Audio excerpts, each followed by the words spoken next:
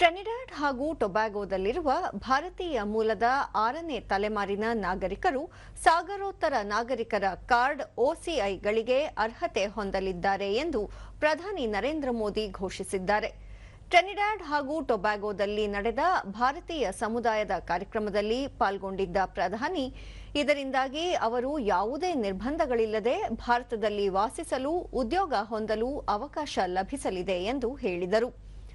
ಭಾರತೀಯ ಸಮುದಾಯ ತಮ್ಮ ಪೂರ್ವಜರ ಭೂಮಿಗೆ ಭೇಟಿ ನೀಡುವ ಮೂಲಕ ತಾಯ್ನಾಡಿನೊಂದಿಗೆ ತಮ್ಮ ಸಂಬಂಧವನ್ನು ಮತ್ತಷ್ಟು ಗಾಢಗೊಳಿಸುತ್ತದೆ. ಕೆರಿಬಿಯನ್ ಪ್ರದೇಶದಲ್ಲಿ UPI ಅಳವಡಿಸಿಕೊಂಡ ಮೊದಲ ದೇಶವಾದ ಟ್ರಿನಿಡಾಡ್ ಮತ್ತು ಟೊಬ್ಯಾಗೊವನ್ನು ಇದೇ ವೇಳೆ ಅಭಿನಂದಿಸಿದ ಪ್ರಧಾನಿ, UPI ಅಳವಡಿಸಿಕೊಳ್ಳುವುದು ಈ ದೇಶ ಮಾತ್ರವಲ್ಲದೆ ಭಾರತಕ್ಕೂ ಪ್ರಯೋಜನಕಾರಿ ಎಂದು ಹೇಳಿದರು.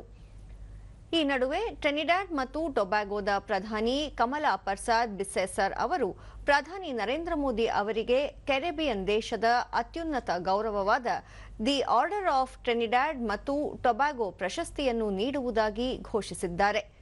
ತಮ್ಮ 2 ದಿನಗಳ ಭೇಟಿಯ ಸಮಯದಲ್ಲಿ ಪ್ರಧಾನಿ ಟ್ರಿನಿಡಾಡ್ ಮತ್ತು ಟೊಬ್ಯಾಗೊ ಅಧ್ಯಕ್ಷ ಕ್ರಿಸ್ಟಿನ್ ಕಾರ್ಲಾ ಕಂಗ್ಲೂ ಹಾಗೂ ಪ್ರಧಾನಿ ಕಮಲಾ ಪರ್ಸಾದ್ ಬಿಸ್ಸೆಸರ್ ಅವರೊಂದಿಗೆ ಮಾತುಕತೆ ನಡೆಸಲಿದ್ದಾರೆ.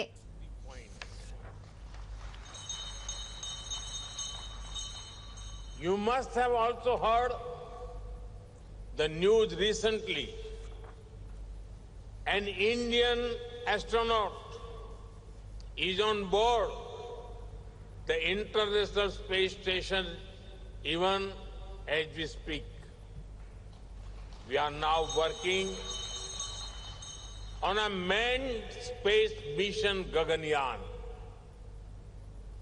The time is not far when an Indian will walk on the moon and India will have its own space station.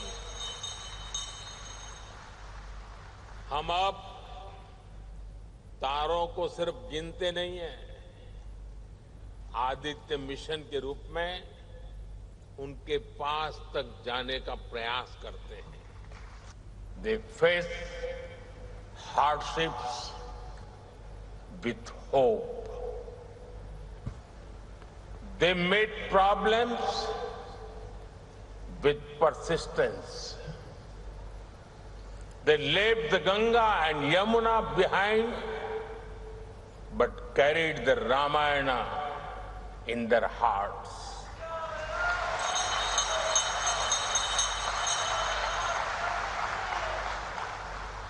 They left their soil, but not their soul.